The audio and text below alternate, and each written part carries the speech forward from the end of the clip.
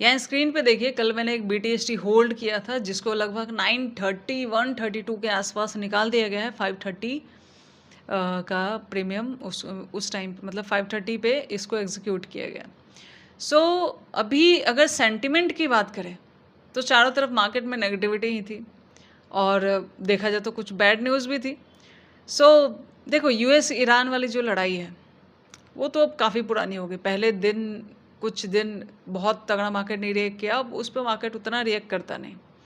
Market में main काम करता है मार्केट साइकोलॉजी। जब ऐसा कुछ इंसिडेंट पहली बार होता है तो उस पे जो मार्केट रिएक्ट करता है वो कुछ और होता है, और जब ऐसा कुछ इंसिडेंट कंटिन्यू चलने लगता है फिर मार्केट उसको सीरियस लेना बंद कर देता है। एक तो ये बात होती है। दूसरी बात क्या होती है कि सबका व्यू जहाँ होता है, अगर लेट्स से सब बाइंग की तरफ है तो मार्केट क्या करेगी, अगेंस्ट जाके सेलिंग करा के उनका एसएल लेगी, बिकॉज मार्केट वहाँ जाती है जहाँ एसएल होता है। सिमिलर चीज़ जब सब सेलिंग की तरफ होंगे तो मार्केट क्या करेगी, बाइंग में चली जाएगी, उनके एसएल लेगी, बिकॉज मार्केट को चाहिए एसएल बायर के। ठीक है, सो दैट्स द रीज़न। ठीक है, आज देखा जाए तो मार्केट मतलब फर्स्ट कैंडल काफ़ी बढ़िया बनी थी, उसके बाद भी अपसाइड ही गई थी। सो मार्केट में देखो, प्राइस और मार्केट साइकोलॉजी, अगर दो चीज़ों में मेनली मैं कहती हूँ, प्राइस भी ठीक है, हम एक लेवल पे प्राइस एक्शन को समझ जाते हैं और जितना समझते जाएं उतना बेहतर होता है, अपग्रेडिंग इज़ गुड। लेकिन the most important thing is market psychology. Market psychology को अवॉइड करके आप मार्केट में सस्टेन नहीं कर सकते। Everything is psychology. 90% मार्केट का मार्केट साइकोलॉजी से ही चलता है। सो देखा जाए तो जितना आप इसमें काम करोगे, जितना साइकोलॉजी डेवलप करने पे काम करोगे, उतना ज़्यादा अच्छा होता है। सो देखा जाए तो इसमें जो मैंने ट्रेड लिया, इसमें प्राइस, टूल, मार्केट साइकोलॉजी, बहुत सारी चीज़ें इंक्लूड थी, जो इस वीडियो में आपको समझ आएगा कि मैंने इस नेगेटिव वाले सेंटिमेंट में भी पॉजिटिव BTST कैसे होल्ड किया। काफ़ी डिटेल में बताऊंगी। दूसरा, मेरी बात करें तो मैं ऐसा नहीं कि आज BTST होल्ड किया मैं कल भी होल्ड कर लूँ। मुझे मल्टीपल कन्फर्मेशन चाहिए होते हैं, मुझे टारगेट दिख रहा होता है, तब जाके मैं BTST प्लान करती हूँ। ऐसे ही BTST नहीं। और दूसरा, इंट्रा में अगर BTST, जैसे मान लिया इंट्रा में हमने कोई ट्रेड लिया, वो अगर पॉजिटिव चल रहा है तो फिर मैं उसको BTST के लिए होल्ड करूँगी। अगर वो पॉजिटिव नहीं चल रहा, नेगेटिव है, नेगेटिव ट्रेड को मैं BTST के लिए होल्ड नहीं करती हूँ। ठीक है, ये भी मेरा एक रूल है। बिकॉज देखो, इन केस मान लिया ट्रेड में पॉजिटिविटी चल रही है, जैसे मान लिया अगर मैंने किसी ट्रेड को 200 का लिया है, अगर वो 300 350 चल रहा है और कल अगर नेगेटिव भी होगा तो भी मैं थोड़ा प्लस हूँ ना। Capital is more important, capital safe है। लेकिन अगर मान लिया वो 200 की जगह 150 चल रहा है और उसको भी अगर मैं होल्ड कर लूँ, कल क्या गारंटी है उसके लिए, उसको मेरे टारगेट जहाँ पे लिया गया है, जो एंट्री पॉइंट है, उसके भी ऊपर जाना पड़ेगा। मतलब 150 को कम से कम 250 तो होना पड़ेगा पॉजिटिव होने के लिए। सो नेगेटिव ट्रेड को कभी BTST के लिए होल्ड नहीं करना चाहिए। पॉजिटिव ट्रेड में आपका प्लस पॉइंट ये होता है कि ऑलरेडी आप प्लस में हो, ज़्यादा से ज़्यादा क्या होगा, मार्केट आपका प्रॉफिट लेके जाएगी, आपका कैपिटल बचा हुआ है और capital is more important in the market. So let's start it. So यहाँ पे देखोगे तो मैंने सेंसेक्स में ट्रेड किया था, इस BTST को होल्ड किया था, और यहाँ से यहाँ तक अगर देखेंगे एग्जैक्टली तो ये बहुत अच्छा एक मूव था भाई। यहाँ से यहाँ तक देख रहे हो, क्या ही मूव किया। उसके बाद मार्केट वॉलाटाइल हुआ, देन मार्केट में एक सेलिंग आई। ठीक है, सो देखा जाए तो मैंने ये वाला, ये जो देख रहे हो यहाँ यहाँ यहाँ इस कैंडल पे, यहाँ पे एग्जीक्यूट किया था, और उसके बाद अगर देखोगे तो थोड़ी बहुत वॉलेटिलिटी करता ही इंट्राडे में निकला market. No doubt call side में गए थे, बट जानते हो ये जो मूव हो रहा था ना, जैसे यहाँ गया, अगर यहाँ किसी ने एंट्री ली तो उसका तगड़ा एसएल भी लिया, फिर बाइंग गई, एंट्री अगर गलत की फिर से एसएल किया, फिर बाइंग गई, और उसके बाद तो तगड़ा ही एसएल लिया है। ठीक है, और सेलिंग भी बहुत बढ़िया की है इंट्रा की अगर बात करें तो।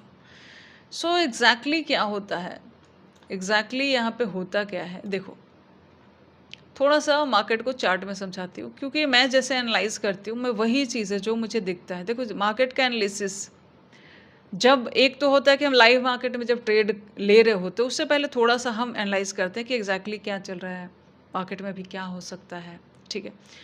लेकिन सिर्फ उससे बात नहीं बनती। बात कैसे बनती है, जैसे मान लिया आज इवनिंग में मैं ये एनालाइज करूं कि कल मुझे कैसे ट्रेड लेना है, तो वो ज़्यादा काम करता है। बिकॉज लाइव मार्केट में ना आप उतना डीपली बैठ के आराम से मार्केट को नहीं देख पाते, ठीक है। आप ज़्यादा, क्योंकि आप ज़्यादा लेट करोगे तो ट्रेड छूट जाएगा, that's the reason.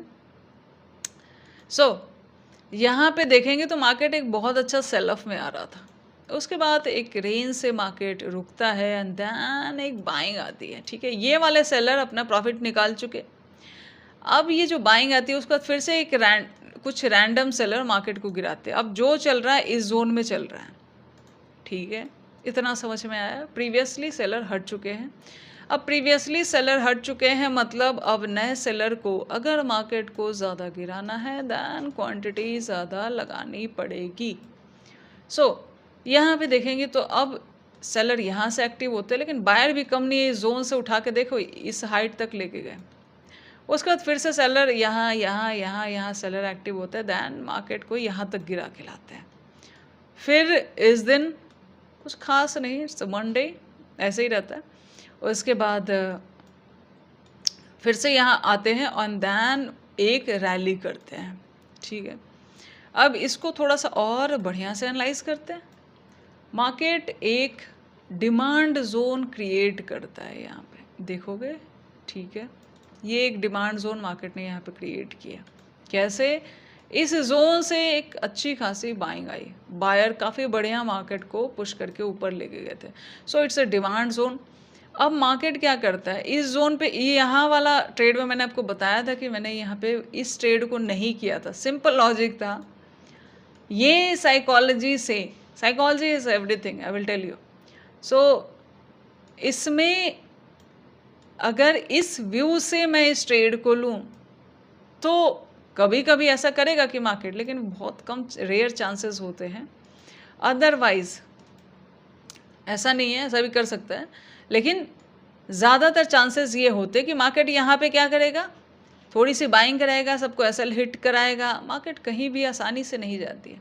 SL hit कराएगा एंड देन उसके बाद मार्केट फिर से क्या करेगा, बिकॉज यहाँ से सेलिंग आई है तो दिखाएगा वीकनेस, फिर सबको सेलिंग में एसएल क्रिएट करेगा, सबको सेलिंग की तरफ घुमाएगा एंड देन ऊपर एसएल रखेंगे और उनका एसएल हिट करेगा, ठीक है। सो ये साइकोलॉजी से अगर यहाँ ट्रेड लिया जाए तो वो उतना सस्टेन नहीं करता है, ठीक है, पहली चीज़। उसके बाद क्या होता है, मार्केट, एक चीज़ समझो, यहाँ जो बाइंग की है, अब एक मैटर और समझो, अब क्या है इस जगह पे, मान लिया मैं ये सोचूं कि यहाँ तक मेरा टारगेट रहेगा, लेकिन मार्केट यहीं से एसएल हिट करा है, तो मेरा क्या होगा, मार्केट ने साइकोलॉजी मेरी बदलने की कोशिश की। अब इस जोन में जो बाइंग करेंगे उनके दिमाग में अगर इधर एसएल दिया तो वो क्या करेंगे, इधर टारगेट बुक कर लेंगे और इसको मिस कर देंगे, ठीक है। सो मार्केट माइंडसेट से ऐसे प्ले करती है।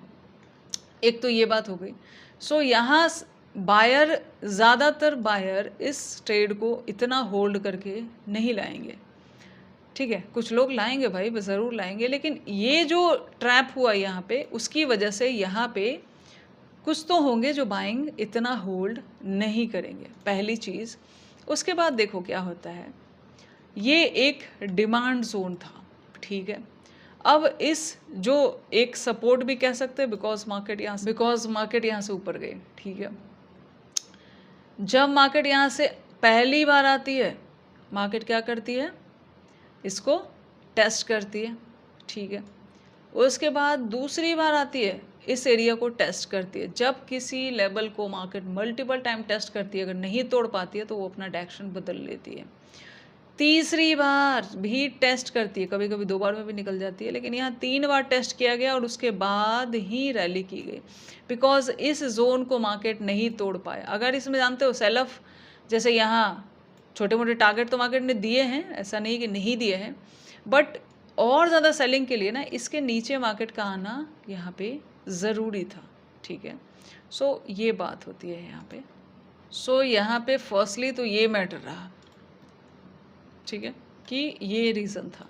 और यहाँ पे देखोगे, यहाँ पे देखोगे तो मार्केट अभी क्या किया है, डाउन साइड में इस जाहिर सी बात है ये जोन को ज़्यादातर लोग क्या होता है ना, इंट्रा में हम कैसे देखते हैं चार्ट में आपको बताते हैं। इंट्रा में हमारे पास ऐसा कुछ चार्ट रहेगा, ये ऐसे हम ट्रेड कर रहे होते हैं, चार्ट देख रहे होते हैं। सो अगर डिमांड एरिया बहुत सारे लोग ड्रॉ ना करें तो उनको, जैसे यहाँ पे देखो ये जो लास्ट में सेलिंग आई क्या लगेगा, सेलिंग जोन है, बहुत सारे लोग पुट नहीं गए होंगे क्या, उसके बाद गैप अप क्यों करती है, उनका एसएल उड़ाती है, ठीक है। इसके ऊपर गई, इस सेलर का भी एसएल ले ली, यहाँ जो पुट लिया उनका भी एसएल ले ली, उसके बाद फिर से नीचे आ गई। सो मार्केट सिर्फ यहाँ तो छिटपुट एसएल ले रही थी, ठीक है। उसके बाद मार्केट अब 2-3 बार करके सेलर का एसएल क्रिएट करती है। लेकिन क्या हम बस इसी जोन को लेके एंट्री ले सकते, नहीं, एंट्री पॉइंट भी डिसाइड करना पड़ेगा और उसके लिए टारगेट भी डिसाइड करना यहाँ पे पड़ेगा।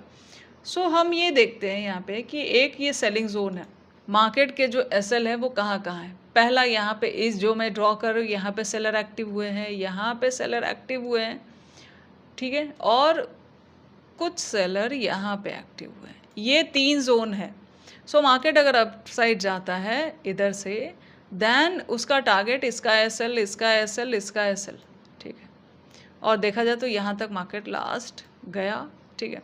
और इस जोन से वॉलेटिलिटी क्यों आती है, यहाँ देखो, आज देखोगे तो ये वॉलेटिलिटी के साथ अप ट्रेंड हल्का सा रहा यहाँ पे, ये वाला फास्टली फर्स्ट कैंडल मेन बना था, उसके बाद ये वॉलेटिलिटी के साथ रहा, उसके बाद डाउन आया, ठीक है। अब यहाँ पे रीज़न सिंपली क्या होता है, पहले तो आप देखो ट्रेड कैसे लेते हैं, उसके बाद मैं समझाती हूँ।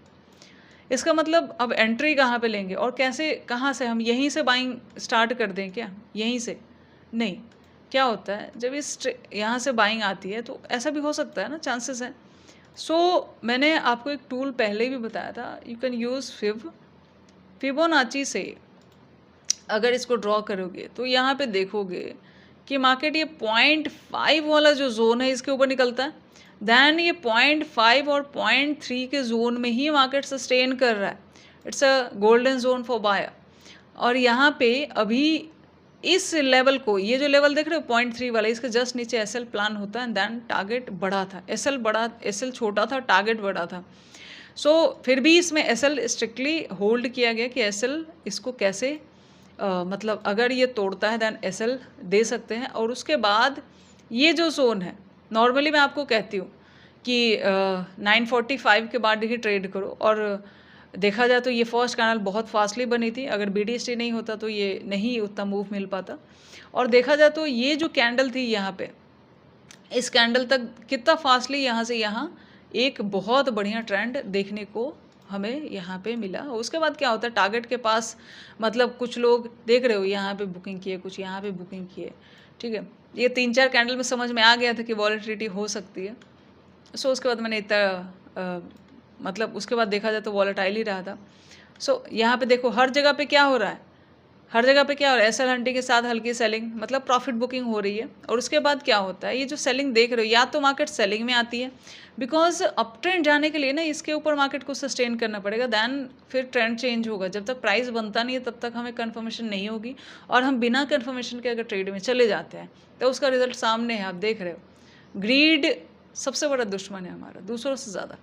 सो ग्रीड से अलग होकर अगर हम कंफर्मेशन की तरफ जाएं तो यहाँ पे अगर प्राइस इस तरीके से बना देता प्राइस एक्शन, दैन फिर इधर एंट्री होती है और ऊपर फिर हम और ज़्यादा टारगेट फिर बाद में सोच सकते थे। लेकिन एक ही दिन में इतना कुछ मार्केट नहीं करेगा, ठीक है, और करता भी तो इसके ऊपर आने देते तो फिर नेक्स्ट। सो ये जो वॉलेटिलिटी थी, ठीक है, थोड़ी बहुत स्कैल्पिंग, बट अगर सही एंट्री हो तो ठीक है, अदरवाइज सेल हंटिंग।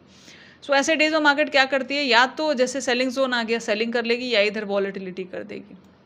लेकिन जब तक टॉप के ऊपर नहीं निकलती, और टॉप के ऊपर सीधा निकलेगी भी नहीं, ऐसे लेगी तो क्या होगा भाई, इधर से जो बायर लेके गए हैं क्या वो प्रॉफिट बुकिंग नहीं करते, करते हैं ना, सबको प्रॉफिट दिख रहा है, वो अपना प्रॉफिट बुक करेंगे, ठीक है। सो सेंटिमेंट के अनुसार मत चला करो, मार्केट साइकोलॉजी क्या कह रही है, लोग कहाँ हैं, मार्केट देखो मेन साइकोलॉजी से ही मूव करती है, लोग क्या सोच रहे हैं और उनके एसएल कहाँ है, और मार्केट को बस वही चाहिए, बस आपको वही पकड़ना इसमें आना चाहिए, that's the market.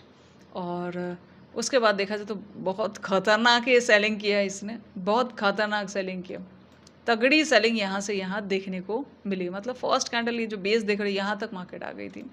So market generally क्या करती है, एक चीज़ और समझो कि जो ब्रेकआउट हुआ, एक ब्रेकआउट किया, इसके ऊपर आया, सस्टेन किया, फिर से निकला, बार बार ब्रेकआउट के ऊपर जाएगा और उसके ऐसे ही बनाता चला जाएगा नहीं, ऐसे हंटिंग बीच में रहती है। सो ये बात थी। और मार्केट देखा जाए तो यहाँ तक जो फर्स्ट कैंडल में बायर यहाँ पे एंटर हुए थे वहाँ तक का एसएल लेने, उनकी लिक्विडिटी हिट करने, मतलब यहाँ तक टॉप तक गया, इसकी लिक्विडिटी उठाई और उसके बाद फिर फर्स्ट कैंडल यहाँ तक का बायर का लिक्विडिटी उठाने मार्केट आज यहाँ जाके क्लोज किया। और साथ ही साथ ये जो बाइंग आई, इसलिए मैंने फिर आज इस ट्रेड को दिन भर होल्ड करना पसंद नहीं किया। मुझे लग रहा था कि वॉलेटिलिटी करेगी, और दूसरा क्या है, ये सेलिंग जोन के पास आ गया है तो इंस्टेंट हमें सेलिंग नहीं करनी चाहिए, हमें कंफर्मेशन चाहिए। बाकी एक दो कैंडल का तो ट्रेड सब जगह होता है, ठीक है, लेकिन उससे आपका कुछ ज़्यादा जाता नहीं है। इवन देखा जाए तो उससे ब्रोकरेज ही बढ़ता है। So that's the reason. यहाँ पे देखा जाए तो सेलिंग में, यहाँ बाइंग देखो, जब मार्केट किसी, या तो इस ट्रेड में क्या किया जा सकता था, या तो आप यहाँ पे ट्रेड लो ही मत, मतलब अगर जैसे इसको मिटा दिया जाए और इस मूव को देखा जाए तो इस मूव को अगर आपसे छूट गया तो सबसे बेस्ट होता है कि आप उसको छोड़ दो, लो ही मत, ठीक है। और पकड़ में आता है तो इधर द बेस्ट था, यहाँ जाके जो हम ट्रेड लेते हैं ना, फिर इस एसएल हंटिंग में हम पड़ते हैं और हमारे लॉसेस होते हैं। सो मार्केट में जितनी लर्निंग करेंगे, जितना टाइम देंगे, उतना ज़्यादा इम्पॉर्टेंट होगा। लॉस क्यों हो रहा है, उस क्यों के पीछे भागो, वही आपको प्रॉफिट तक पहुंचाएगा। So all the best, thank you. सूर्य को यही मत